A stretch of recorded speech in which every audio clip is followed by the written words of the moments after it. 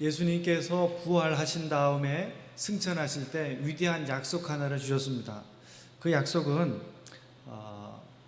예루살렘과 온 유대와 사마리아와 땅끝까지 이르러 증인이 되라고 하는 사명을 주십니다. 그런데 이 일을 이루기 위해서 성령을 보내주시겠다고 약속하셨습니다.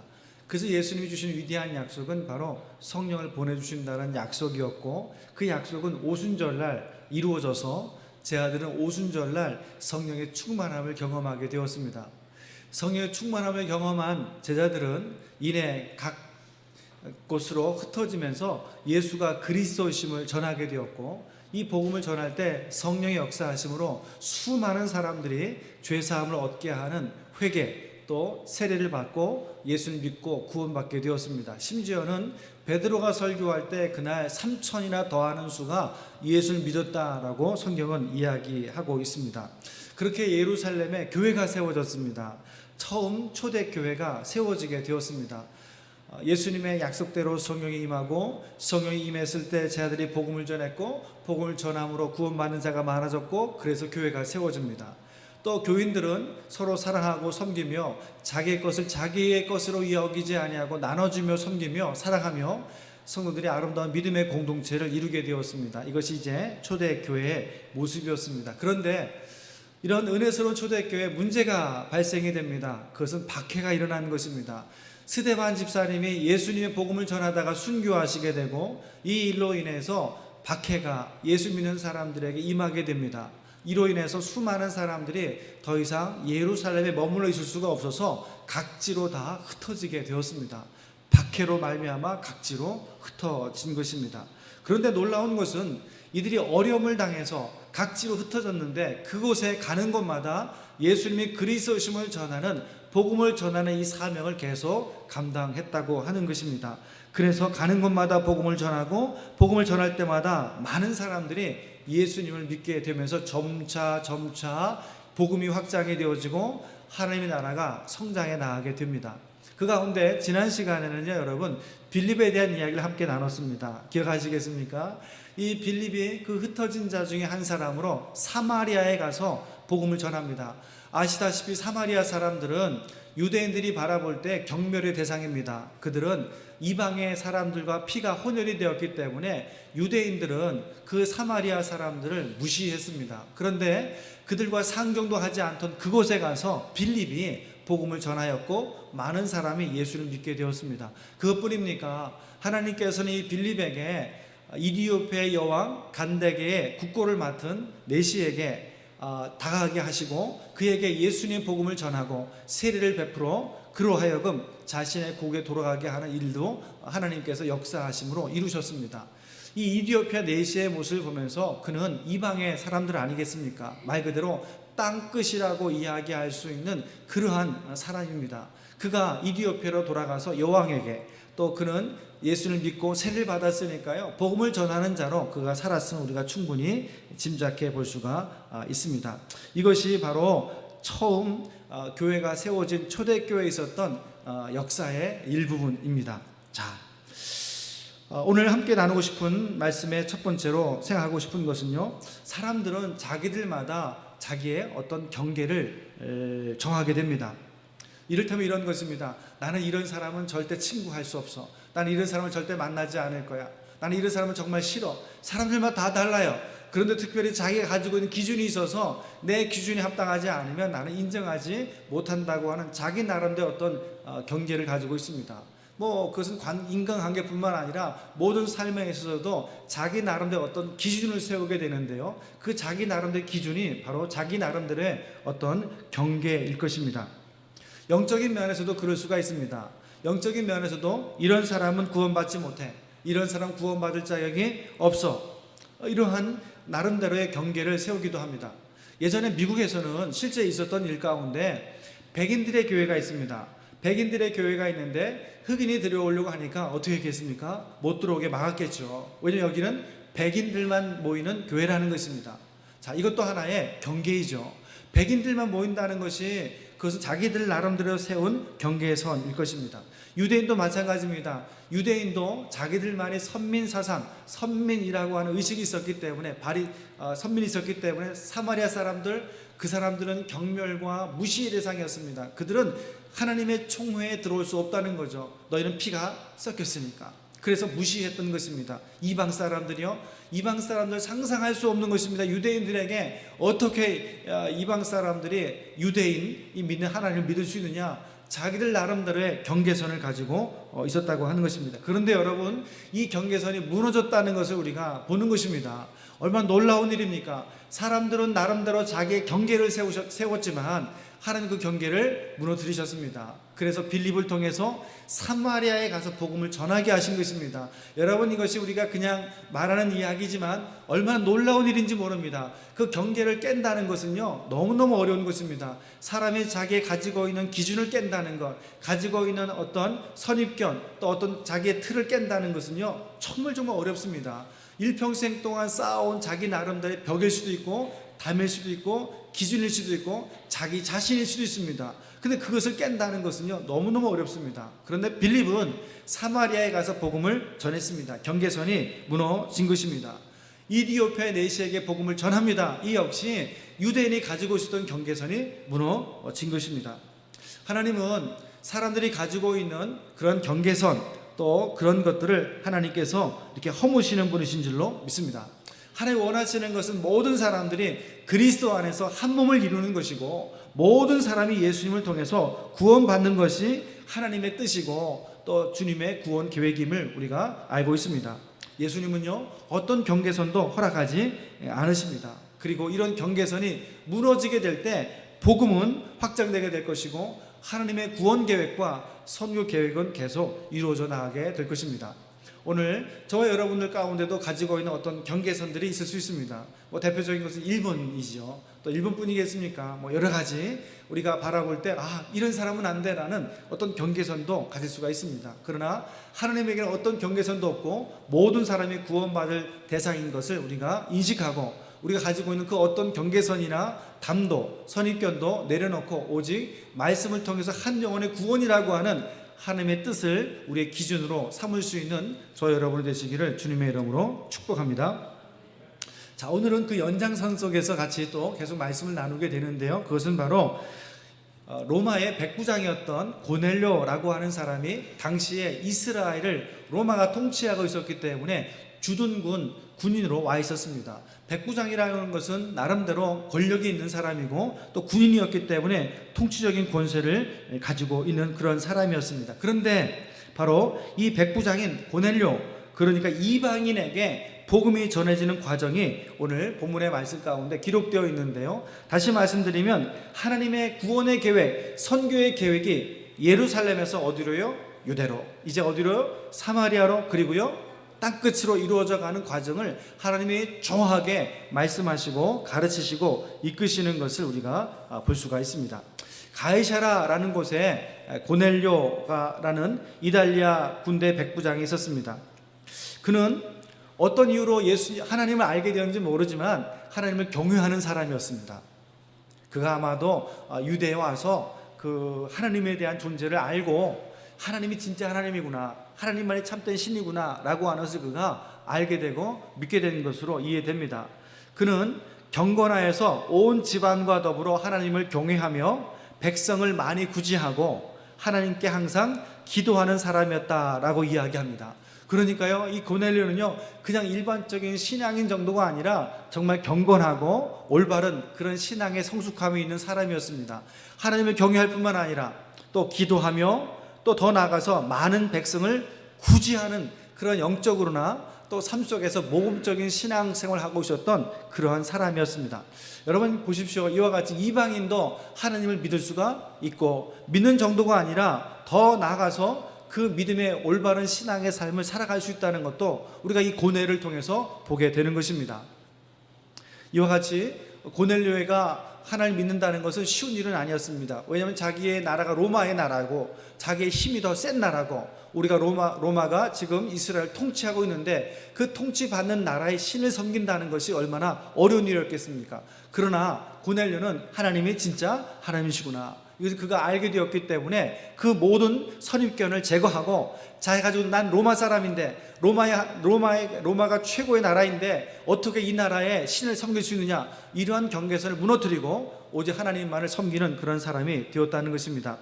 그런데 오늘날 그에게 특별한 일이 발생되게 되었습니다. 그것은 바로 제9시쯤 되어서 환상 중에 하나님의 사자가 나타나서 그에게 말을 걸기 시작한 것입니다. 하나님의 사자, 다시 말하면 하나님께서 고넬료를 만나 주신 것입니다. 그러면서 크게 두 가지 이야기를 하셨습니다. 첫 번째로는요, 내 기도와 구제가 하나님 앞에 상달되어 기억하신 바가 되었다라고 이야기합니다. 내 기도와 구제가 하나님께 상달되었다. 우리는 이 하나님의 말씀을 통해서 하나님께서 우리의 기도를 들으시는 분이시고 기도를 한 것을 다 알고 계신 분이시구나 라는 것을 알게 됩니다. 내 기도와 구제가 하나님 앞에 상달되어 기억하신 바가 되었다. 사랑하는 우리 모든 성도님들에게 그런 믿음의 확신이 있게 되기를 소망하고 축복합니다. 그래, 내 기도를 하나님이 들으시지, 내 신음소리를 하나님이 들으시지, 하나님은 다 들으시는 분이시지. 두 번째로 그의 구제를 또 그의 섬김을 하나님이 다 보고 계시고 기억하신 바 된다고 이야기합니다. 여러분, 때때로 우리는 나만 착하게 살면 바보가 되지, 세상의 사람은 다 자기 나름대로 자기 이익만을 위해 살아가고 유익만을 위해 살아가고, 때로 다른 사람의 피해를 주지만 내게 유익이 된다면 그 일을 찾아가고 그렇게 세상을 살아가지만, 그런데 선을 베풀고 또 손해를 보고 착하게 살아가는 것은 손해라고 우리가 생각을 하고 있습니다. 또 생각이 들 때가 있습니다. 참 이것이 많은 갈등이고 아픔이기도 합니다. 왜냐하면 세상의 사람은 다 그렇게 살지 않는데 나만 그렇게 산다는 것은 어리석어 보이기 때문에 그렇습니다. 그런데 오늘 성경 말씀 보니까 하나님께서 너의 모든 구제, 그 이야기는 네가 어떤 삶을 살았는지를 주님이 다 보고 계시고 알고 계신다고 이야기합니다. 그래서 우리는 세상적으로 바라볼 때는 사람들이 몰라줄 수도 있고 또 세상에서 볼 때는 어리석어 보일지도 모르지만, 그에 불구하고 하나님 주신 믿음과 은혜와 능력 안에서 우리는 선한 삶을 살아야 할 줄로 믿습니다. 하나님이 아시기 때문에 그렇습니다. 사람이 아는 것이 중요한 것이 아니라 하나님이 알아주신다는 것, 여러분 꼭 그것을 저와 여러분들이 기억하시게 되시기를 주의 이름으로 축복합니다. 고넬료에게 너의 기도와 너의 구제가 다 상달되고 기억하신 바가 되었다. 오늘 이것이 저 여러분에게도 동일하게 주시는 하나님의 말씀이 되어서, 그래, 내 기도를 들으시고 나의 삶을 아시지, 큰 위로와 격려가 되시기를 축복합니다. 두 번째로 주의 전사가 이야기한 것이 무엇입니까? 욥바로 사람을 보내어서 베드로라 하는 사람을 너희 집으로 초청하라고 하는 말씀을 합니다. 그는 지금 무두장의 시몬의 집에 유숙하고 있다라고 이야기합니다. 그런데 주의 천사는요, 이 고넬료에게 왜 베드로를 데려오라고 하는지 오늘 성경 말씀을 보게 되면 언급이 없습니다. 그냥 고넬료에게 지시하신 것이죠. 명령하신 것입니다. 베드로를 데려오라고 하는 것입니다. 하나님은 때때로 우리에게 어떻게 하실지 자세하게 설명하시지를 않고 그저 명령하실 때가 있습니다. 참 어려울 때죠. 아니, 자세하게 설명을 하고 내가 이해가 되면 그래서 내가 어떻게 행동을 취할 수 있는데, 아니 그냥 무작정 베드로라는 사람 만나본 적도 없고 들어보지도 못한 사람의 이름인데, 아니 그 사람을 그냥 데려오라고? 왜 데려와야 합니까? 목적이 무엇입니까? 라고 물으시지 않겠습니까? 근데 하나님은 아무 말씀도 하지 아니하시고 그냥 베드로만 데려오라는 것입니다. 때때로 하나님이 이렇게 우리에게 자세하게 일을 말씀하시지 않고 먼저 순종을 요구하실 때가 있습니다. 아무것도 모르는 상태에서 순종한다는 것은 참 어렵습니다. 그렇지 않겠습니까? 그러나 이것은 믿음이 없이는 어려울 것입니다. 그러나 고넬료는 하나님의 말씀이니까 전후좌우 잘 몰라요. 상황을 모르지만 어쨌든 하나님이 말씀하시니까 내가 순종합니다 라고 해서 사람을 보내어서 베드로를 데려오도록 하죠. 하나님의 준비하심이 있는 것입니다. 우리는 여기에서 때때로 저나 여러분도 마찬가지입니다. 이해할 수 없는 하나님의 뜻, 하나님의 일들, 말씀들이 있습니다. 도무지 어떻게 이리 생각하고 저리 생각해도 이해가 되지는 않습니다. 그러나 그때도 우리는 여전히 하나님의 선하심을 믿고 하나님의 계획하심을 믿고 우리가 할 수 있는 믿음의 순종을 주님 앞에 올려드려야 할 줄로 믿습니다. 이 고넬료는 이와 같이 믿음의 사람이고 또 순종의 사람이었습니다. 그래서 말씀하신 대로 이해되지 않아도 이와 같이 하나님의 뜻에 순종하는 것을 보게 됩니다. 여러분, 하나님께서 여러분 어떤 일을 시작하실 때 또 하나님께서 그 모든 일에 계획을 세우실 때 철저하게 하나님의 준비하심이 있다는 것을 저 여러분들이 기억해야 합니다. 우리는 때로는 이것을 여호와 일의 하나님이라고 이야기하기도 합니다. 무슨 이야기입니까? 우리는 다 알 수 없어요. 내일의 일도 알 수 없습니다. 아니, 내일의 일이 아니라요, 1시간 앞의 일도 우리는 알 수가 없습니다. 그러나 알파와 오메가가 되신 하나님, 처음이와 나중이 되신 하나님에게는 모든 시간이 하루가 천년 같고 천년이 하루 같은 그런 모든 것을 다스리고 계시는 하나님에게는 모든 시간 속에서 하나님이 아시고 계시고 그 모든 것을 계획하고 계신 줄을 믿습니다. 여러분, 오늘 고넬료에게도 그렇고 이 모든 일을 이루어 가실 때 하나님의 준비하심과 하나님의 계획하심이 있다는 것을 우리가 믿게 될 때는 때때로 우리가 이해되지 않아도 거기에 순종할 수 있다는 것입니다. 아브라함에게 오늘 하나님이 엄청난 말씀을 하십니다. 내 사랑하는 아들 독자 이삭을 번제물로 드리라는 것입니다. 아브라함이요, 왜 내가 아들을 번제물로 드려야 합니까? 말도 안 되는 이야기입니다. 내가 잘못 들은 것이죠. 하나님, 이것은 내가 순종할 수 없습니다.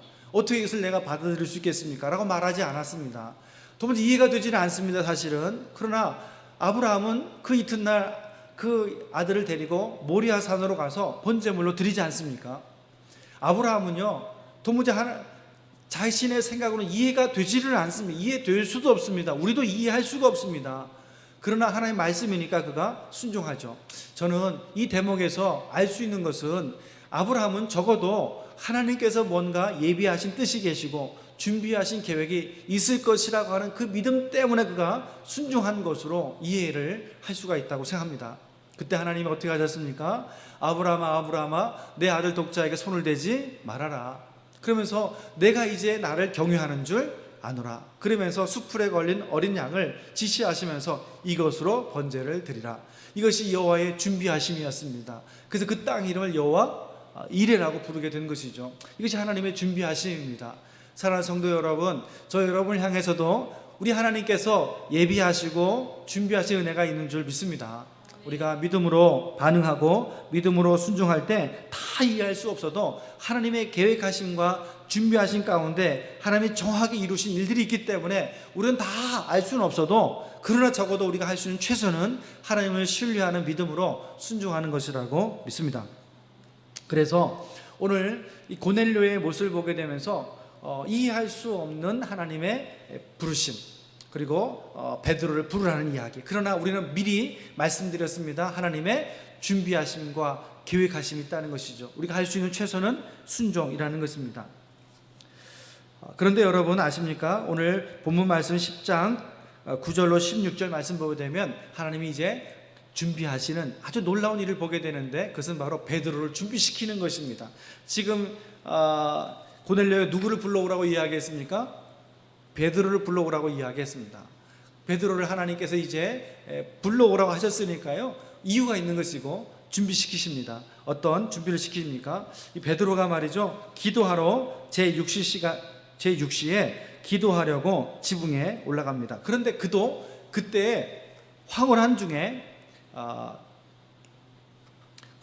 주의 천사가 황홀한 중에 그가 환상을 보게 되죠. 하늘로부터 내 귀에 달려서 뭔가 이렇게 보자기에 쌓인 무언가가 이렇게 내려오는 것을 봅니다. 그리고 그 안에 보니까 땅에 있는 4발 가진 짐승과 기는 것과 공중에 나는 것들이 있었습니다.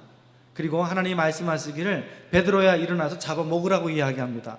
환상의 이야기입니다. 환상 중에 하늘로부터 이와 같이 동물들이 이렇게 있는 그런 그릇이 내려오고, 그리고 그에게 말하기는 잡아먹으라는 것입니다. 베드로는요 이렇게 말합니다. 내가 잡아먹지 못하겠습니다. 그럴 수 없습니다. 왜냐하면 이유를 이야기합니다. 그것은 속되고 깨끗하지 아니한 것을 내가 결코 먹지 아니하겠습니다. 자, 이 배경에는 여러분도 아시다시피 레위기를 보게 되면 유대인들은 먹을 수 있는 음식과 먹지 말아야 할 음식이 있습니다. 조류든 또 어류든 육지의 짐승이든 먹을 것과 먹지 말을 것을 구분하면서 속된 것과 정결한 것을 이야기했습니다. 정결한 것은 먹을 수 있습니다. 속된 것은 먹을 수 없습니다. 그런데 환상 중에 내려온 짐승들을 보니까 거기에는 먹을 수 없는 짐승들이 있는 것입니다. 그러니까 베드로 입장에서 볼 때는 먹을 수 없습니다. 율법을 보게 되어지면, 레위기를 보게 되면 이런 음식은 우리가 먹지 않습니다. 유대인은 절대 먹지 않습니다. 음식 규례에 대해서 그가 머뭇거리는 것이죠. 이 또한 하나의 경계선이죠. 왜냐하면 자기의 틀린 것이죠. 이것은 먹으면 되고 먹지 않으면 먹으면 안 되고, 물론 그것은 틀린 것은 아닙니다. 그러나 우리 하나님께서 그에게 이런 환상을 보여주심을 통해서 잡아 먹으라고 하면서 그동안 가지고 있었던 경계선을 무너뜨리신 거예요. 가지고 있었던 고정관념을 무너뜨리신 것입니다. 그래서 하나님께서 이 베드로에게 반복적으로 3번이나 말씀하심으로 말미암아서 그에게 뭔가 아주 강력한 메시지를 전하시는 것입니다. 하나님의 뜻을 분명히 말씀하신 것입니다. 무슨 의미인지 알 수는 없습니다, 아직. 그러나 뭔가 하나님께서 내게 말씀하시고자 하는 것이 있고, 나를 통해서 행하실 일이 있고, 뭔가 하나님의 준비하심이 있다는 것이죠. 베드로도 모릅니다. 왜 이것을 보여주셨는지 지금 알 수가 없습니다.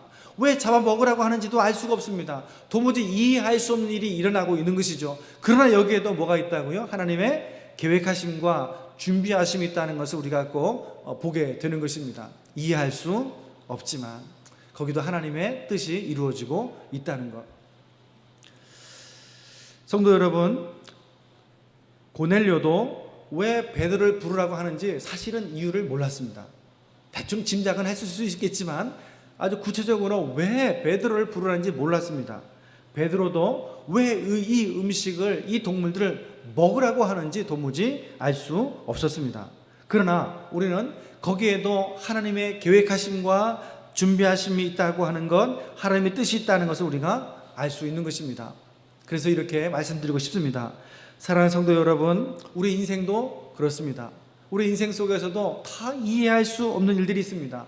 더더구나 우리 인생에는 원치 않은 고난과 원치 않은 어려움도 우리의 인생에 찾아오기도 합니다. 어려움을 겪기도 합니다. 도무지 이해할 수 없는 일들이 우리의 삶 속에도 이루어질 수 있습니다. 그러나 믿음 안에 있는 성도들이 가지고 있어야 할 신앙의 자세와 태도가 있다면, 하나님의 무언가 뜻이 계시는구나, 또 하나님의 준비하심이 계시는구나, 하나님의 계획하심이 계시는구나, 우리가 이러한 믿음의 관점으로 우리에게 주어진 모든 삶의 환경들을 바라봐야 될 줄로 믿습니다. 그러면 우리가 힘들고 어려운 일이 오지만 그런 것이 끝이 아니라 이 일을 통해서 이루실 하나님의 좋은 계획이 있음을 믿고 용기를 얻을 수 있고 힘을 얻을 수 있으며 다시금 더 낙심하지 않고 힘을 내어서 우리가 살아갈 수 있지 않겠습니까? 주어진 환경을 바라보면 낙심할 수밖에 없고 원망할 수밖에 없고 다 틀렸다 포기할 수밖에 없지 않겠습니까? 그러나 거기도 하나님에 대한 믿음을 갖게 되어지면 해석이 달라지는 것이죠. 해석이 달라지면 내 삶의 태도가 달라질 수 있습니다. 우리는 믿음의 해석과 믿음의 태도를 가지고 바라볼 때 하나님의 뜻이 계시다, 하나님의 준비하심이 있다, 그래서 꼭 깨닫고 우리가 믿음으로 반응할 수 있는 저와 여러분이 되시기를 주님의 이름으로 축복합니다. 자, 우리가 할 수 있는 최선은 하나님의 뜻을 믿고 순종하는 것이라고 말씀을 드렸습니다. 자, 오늘 베드로에게도 이렇게 이제 환상 중에 말씀하십니다. 이제 두 사람이 너를 찾아올 것이다. 그러니 너를 찾을 텐데 의심하지 말고 함께 가라. 내가 그들을 보내었다. 자, 무슨 이야기죠? 베드로에게 사람을 보냈습니다. 누가 보냈습니까? 하나님이 고넬을 통해 사람을 보내었는데 그 두 사람이 너를 찾아왔다. 너는 어떻게 하라고요? 너는 그를 따라가라. 왜 따라가야 되는지도 아직도 얘기를 하지 않으세요. 아무것도 몰라요. 근데 그냥 따라가라는 것입니다. 순종만 요구하고 계시는 것입니다. 그래서 이튿날 베드로가 말씀에 순종해서 이 고넬료가 보낸 사람을 찾아서 가게 되었습니다. 그래서 이제 두 사람의 만남이 시작이 된 것이죠. 오늘 말씀 제목이 무엇인가 하면요, 베드로와 고넬료의 만남이에요. 자, 이 두 사람의 만남은 어떻게 이루어졌습니까? 하나님이 만나게 해주신 것입니다. 하나님이 만나게 해주신 것이 맞죠, 여러분? 하나님 준비하신 만남이었습니다. 제가 시를 한번 이렇게 인터넷에서 정채봉 씨의 그 시가 있는데요, 그 시의 제목은요, 처음의 마음으로 돌아가라는 내용 중에 이런 시가 하나 있습니다. 글이 있습니다. 만남에 대한 이야기인데요, 가장 잘못된 만남은 생선과 같은 만남이다. 만날수록 비린내가 묻어나오니까. 가장 조심해야 할 만남은 꽃송이 같은 만남이다. 피어있을 때 환호하다가 시들면 버리니까. 가장 비천한 만남은 건전지와 같은 만남이다. 힘이 있을 때는 간수하고 힘이 다 따랐을 때는 던져버리니까. 가장 시간이 아까운 만남은 지우개 같은 만남이다. 금방의 만남이 순식간에 지워져 버리니까. 가장 아름다운 만남은 손수건 같은 만남이다. 힘이 들 때는 땀을 닦아주고 슬플 때는 눈물을 닦아주니까. 뭐 이런 글이 있습니다. 아시는 분도 계시리라 생각합니다. 수많은 만남을 갖게 되어지는데요, 의미 있는 만남이 그렇게 많지 않습니다. 손수건 같은 만남을 이야기하지만 저는 영적 의미를 보게 되면 가장 이 세상에서 좋은 만남이 있다면 무엇입니까? 그것은 믿음의 사람들의 만남입니다. 또 주님과의 만남이 가장 아름다운 만남인 줄로 믿습니다. 우리 이 만남이 너무너무 좋은 만남인 것은 믿음의 사람들의 만남이고 하나님이 두 사람을 만나게 해주셨기 때문에 그렇습니다. 문득 든 생각이지만 우리 청년들에게 정말 좋은 믿음의 배우자 하나님이 예비하셔서 하나님 두 사람을 하나님이 만나게 해주시는 그런 사람을 만나서 우리 청년들이 결혼하게 되기를 주의 이름으로 축복합니다.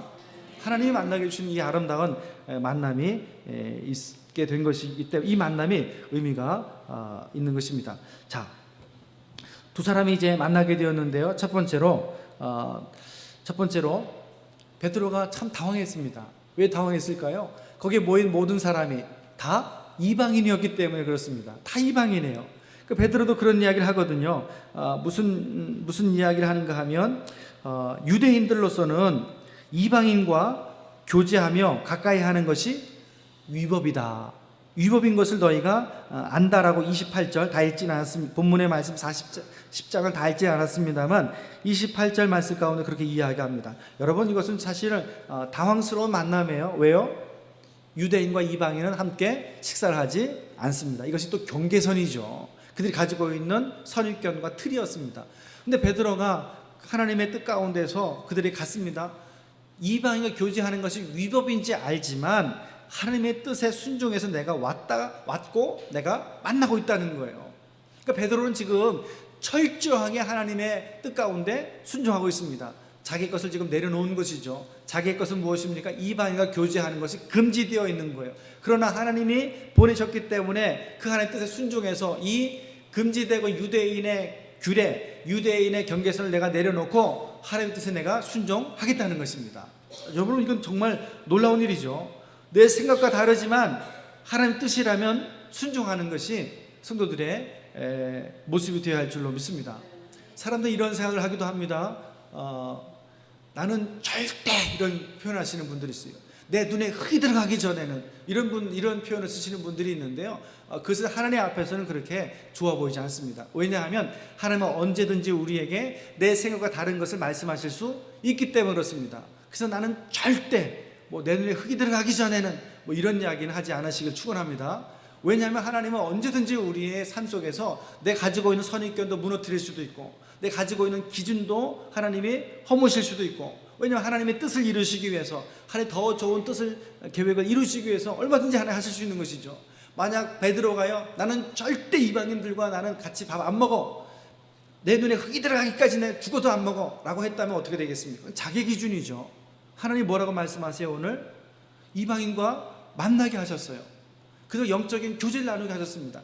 자기의 틀을, 경계선을, 기준을 내려놓지 않았다라면 이 일은 이루어질 수가 없는 것입니다. 여러분, 절대로 우리가 내 가지고 있는 기준이 틀리다고는 말씀드리진 않지만 그것이 하나님 앞에서는 내려놓아야 할 것들이 얼마나 많은지 모릅니다. 하나님은 내려놓으라고 말씀하실 때가 있다는 것이죠. 여러분, 그때는 여러분이 꼭 내려놓으시기를 축복합니다. 우리가 아무리 의로워도 정말 의로운 사람이 어디 있겠습니까? 내 기준이 하나님 기준보다 더 온전하다고 말하시는 사람이 누가 있겠습니까? 내 의가 하나님의 의보다 더 온전한 의로움이다라고 말할 수 있는 사람이 어디 있겠습니까? 우리는 다 허물과 부족한 인생이라 내 가진 기준들도 다 부족하고 또 연약한 기준일 수 있다는 것이죠. 나쁘다는 것은 아닙니다. 그러나 하나님의 말씀의 기준이 더 우선 되어야 할 줄로 믿습니다. 그것이 성도들의 모습이 되어야죠. 오늘 베드로는요, 우리들에게 아주 중요한 모습을 보여주고 있어요. 계속 말씀에 순종하면서 하나님의 뜻 가운데서 그가 순종하는 것, 자기의 모든 경계선을 내려놓고 오직 하나님의 말씀 가운데 순종하는 베드로를 보는 것입니다. 저 여러분들이 또한 이 베드로의 모습을 배워야 할 줄로 믿습니다. 베드로가 이제 깨달았어요. 사람은요, 깨닫는 은혜가 있습니다. 어떤 걸 깨달았을까요? 왜 하나님이 나에게 그 짐승을 내려 보내주시면서 먹을 것과 먹지 못할 것이 섞여 있는데 잡아먹으라. 아니, 하나님 보여주신 것은 먹을 수 없는 음식, 먹을 수 없는 동물을 보여주시는지도 모르겠습니다. 그런데 왜 하나님이 자기 환상 중에 이것을 보여주시면서 3번씩이나 잡아먹으라고 말씀하셨는지 이제 그가 이제 깨닫게 된 것이죠. 아, 하나님께서 우리가 가지고 있었던 유대인들만이 가지고 있는 경계선, 그러나 이제 이방인들도 구원하시고자 하신 하나님의 뜻이 있구나라는 것을 베드로로 하여금 하나님께서 알려주시는 것입니다. 그래서 베드로는요, 하나님의 구원 계획이 예루살렘과 온 유대만이 아니라 이제 사마리아와 땅끝 이방인에게 하나님의 구원 계획이 있구나라고 하는 것을 그가 깨닫게 되고 하나님의 구원의 비전을 그가 알게 되었습니다. 베드로 이렇게 이야기합니다.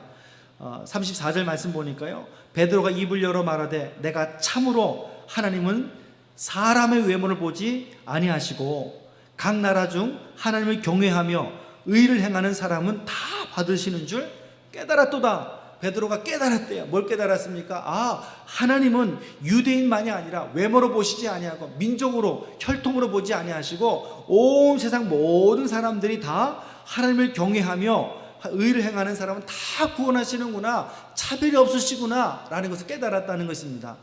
놀라운 깨달음이죠. 왜냐하면 일평생 가지고 있는 자신의 선입견이 있었는데, 자신의 경계선이 있었는데 그것이 무너지는 순간이거든요. 그런데 베드로가 깨달았다는 것입니다. 첫 번째, 그의 깨달음은 모든 사람을 구원하시길 원하시는 하나님의 뜻을 그가 깨닫게 되었습니다. 두 번째로 그에게 복음을 전하게 됩니다. 그 복음을 전하는 내용을 보게 되어지면 36절로 43절 말씀 보게 되면 이렇게 복음을 전합니다. 하나님은 예수님을 평화의 복음으로 이스라엘 자손에게 보내셨습니다. 하나님은 예수님을 이 땅에 보내주셨습니다. 예수님은 성령의 능력으로 두루 다니시며 선한 일을 행하시고 마귀에게 눌린 모든 사람을 고치셨습니다. 예수님이 일생을 삶은 그와 같이 성령의 능력으로 하나님 주신 사명 감당했습니다. 유대인들은 예수님을 나무에 달아 죽였지만 하나님은 사흘 만에 다시 살리시고 나타나 보이셨습니다. 그리고 예수님이 그리스도이심을 전하게 하셨습니다. 그리고 모든 선지자가 증언하기를 그를 믿는 사람들이 다 그의 이름을 힘입어 죄 사함을 받는다 하였습니다. 자, 이 베드로가 지금 고넬료 이야기한 이야기예요. 예수님이 어떤 분이시냐 자세하게 다 나와 있지 않지만 하나님이 이스라엘 자손에게 보내신 복음입니다. 그는 가르치시고 병자를 고치시고 마귀에 눌린 자를 자유케 하시며 사역을 했습니다. 유대인은 그를 나무에 달아 죽었지만 하나님은 사흘 만에 다시금 부활하셨습니다. 그리고 그는 그리스도가 되셨습니다. 그리고 그를 믿는 자는, 그 이름을 믿는 자는 누구든지 그 이름을 힘입어 주의 사함을 받고 하나님의 자녀가 됩니다. 이 복음을 전한 것입니다. 그때 놀라운 일이 일어난 것은 성령이 임했다고 성경은 이야기하고 있습니다. 그 말이 맞춰질 때 성령이 임한 것입니다. 그리고 거기에 있는 모든 말씀 듣는 사람들에게 성령이 임하게 되어지고 그들이 방언을 하게 되어지고 그들이 하나님을 찬양하는 놀라운 일들이 그곳에 일어나게 되었습니다. 어디에서요? 고넬료의 집에서 이 놀라운 그 하나님의 성령의 역사가 일어나게 되어지고 고넬료와 거기에 있던 모든 사람이 다 이 성령 받게 되어지고 구원받게 되어지는 하나님의 자녀가 되는 놀라운 은혜들을 그들이 다 경험하게 되었습니다. 그래서 베드로는요 정말 완전한 깨달음, 하나님의 뜻을 분별하게 되었어요. 아, 하나님의 뜻은 모든 사람이 구원받는 것이구나, 이방인도 구원받을 수 있구나 라고 하는 것을 베드로가 철저하게 깨닫게 됩니다. 그리고 나서 이렇게 말합니다. 베드로가 이르되 이 사람들이 우리와 같이 성령을 받았으니 누가 능히 물로 세례를 베품을 금하리요 명하여 예수 그리스도의 이름으로 세례를 베풀라 하니라. 세례를 베푸는 것입니다. 그리고 모든 사람이 다 동일하게 이방인이었지만 하나님의 자녀요 하나님의 백성이 되었습니다. 영적인 가족이 되었습니다. 베드로에게 인식의 전환이 오게 되었습니다. 여러분, 베드로에게 인식의 전환이 왔다는 것은 베드로만이 아니라 모든 제자들에게 인식의 전환을 오게 된 것이죠. 다시 말하면 복음이 예루살렘과 온 유대만이 아니라, 그렇지, 예수님 말씀하신 대로 사마리아와 땅끝까지 복음이 증거되어야지. 우리가 가지고 있는 모든 틀을 이제는 깨고 하나님의 구원의 계획 가운데 우리가 순종하고 동참해야지. 이것이 바로 베드로를 통해서 초대교회 사도들에게 주신 하나님의 선교의 비전이었습니다. 여러분, 고넬료가 유대 나라에 와서 계속 머물러 있지는 않았을 것입니다. 왜냐하면 당시에 군인들은 뭐 파견제니까요, 몇 년 있다가 또 다른 전쟁터를 가든지 또 다른 점령지로 가든지 또 본국에 소환이 오고 다른 사람 교체하거나 뭐 여러 가지 이유가 있지 않겠습니까? 여러분, 이 고넬료가 어떤 삶을 살았는지 정확히는 성경에서는 그 이후의 삶을 이야기하고 있지는 않지만, 그는 정말 하나님을 경외하고 베드로를 통해 예수님을 알고 믿고 구원받고 성령 받고 세례 받았습니다. 그가 어느 나라로 가든지 본국으로 가든지 어딜 가든지 간에 그는 예수가 그리스도심을 전하는 삶을 살았을 것으로 충분히 우리가 이해하고 짐작할 수가 있습니다. 하나님은 이 고넬을 통해서 베드로에게는 세계 선교를 하거나 이방인 선교라는 비전을 주셨지만, 또 이 고넬을 통해서나 또 지난 시간에 이디오페 내시는 각각 자기가 처한 곳으로 가서 예수가 그리스도를 전하심으로 땅끝 선교라고 하나님의 사명을 감당하는 자들로 그들이 귀하게 쓰임받았음을 우리가 알 수가 있습니다. 사랑하는 성도 여러분, 이제 말씀했습니다. 우리에게는, 저 여러분에게는 우리 주변에 예루살렘과 또 온 유대가 있습니다. 그 사람은 나의 친구, 친척, 좋아하는 사람, 가까이 있는 사람들입니다. 온 유대와 예루살렘 온 유대가 있습니다. 오늘 고넬료는요, 베드로 청에 올 때 자기의 친척과 친구들 다 모았어요. 자기의 예루살렘이었습니다. 자기의 유대였습니다. 그들 다 불렀어요. 이들이 나와 함께 그런 믿음의 은혜를 받아야 되니까 말이죠. 구원 받아야 되니까 모은 거예요. 저 여러분에게 예루살렘과 온 유대가 있습니다. 여러분, 그들에게 오늘 고넬료와 같이 복음을 들으시는 기회를 제공해 줄 수 있게 되길 축복합니다. 여러분이 또한 복음을 전하심으로 말미암아서 나의 예루살렘과 온 유대가 주님께 돌아와야 되지 않겠습니까?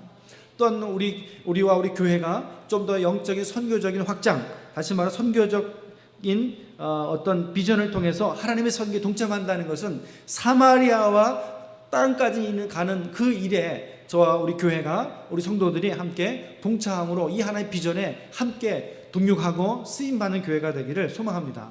우리가 더 하나님의 꿈은 어찌 보면 우리가 대한민국이라는 것이 우리에게는 예루살렘과 온 유대일 수 있습니다. 그러나 더 확장되어서 우리가 선교 삶을 위해서 기도하는 것들도 마찬가지로 땅끝 선교에 하나님의 선교를 동참하는 일이기도 한 것이죠.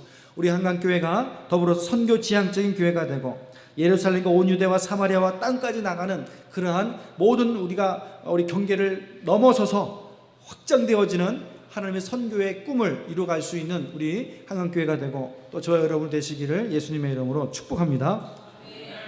같이 한번 기도하실 때 하나님 앞에 기도했으면 좋겠습니다. 하나님, 내 주변에 있는 예루살렘과 온 유대가 있습니다. 내 주변에 구원받아야 할 사람이 있는데 하나님 그들의 영혼을 구원하여 주시고, 또 하나님 아버지, 더 나아가서 사마리아 땅까지 가는 이 하나님의 선교 비전에 우리가 쓰임받는 하나님의 일꾼들이 되게 해달라고 잠시 기도합니다.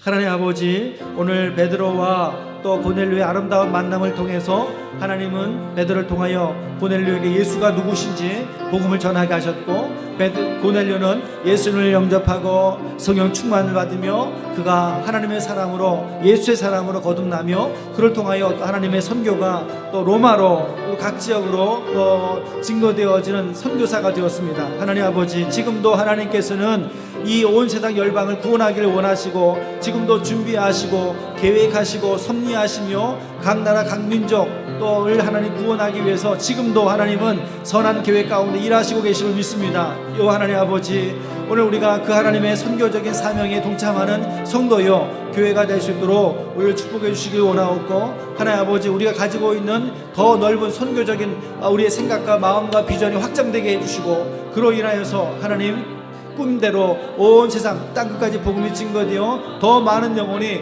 예수님의 이름으로 구원받을 수 있도록 우리 하나님께서 역사하여 주시길 원합니다. 하나님, 우리 주변에, 내 주변에 있는 가까운 가족, 친척, 아버지, 친구들, 하나님 그 영혼들을 주님 구원하여 주시고 예수님의 이름으로 아버지 죄사함 받게 하시며 구원받고 하나님의 자녀가 되고 영원한 생명을 누릴 수 있는 자들이 될 수 있도록 주님, 내 주변의 영혼들 꼭 복음 듣게 하시고 나로 말미암아 복음이 증거될 수 있도록 주님 인도해 주시고 또한 축복하여 주시옵소서. 그리고 하나님 아버지, 우리 모든 성도들의 비전이 하나님의 꿈인 세계 선교, 땅끝 선교, 이것이 또 우리의 비전이 되고 또 우리의 기도가 되고 또 우리의 바람이 되고 소망이 되어서 하나님의 일에 동참하며 또 하나님의 일에 쓰임받는 우리 모두가 될 수 있도록 은혜를 도와옵소서. 하나님 아버지, 주님의 세계 선교 땅끝이라고 하는 복음이 전해지고 영혼 구원의 아버지의 마음을 우리 하여금 알게 하여 주시고 이 일 가운데 우리가 믿음과 순종함으로 동참하게 하여 주시옵소서. 예수님의 이름으로 기도합니다. 아멘.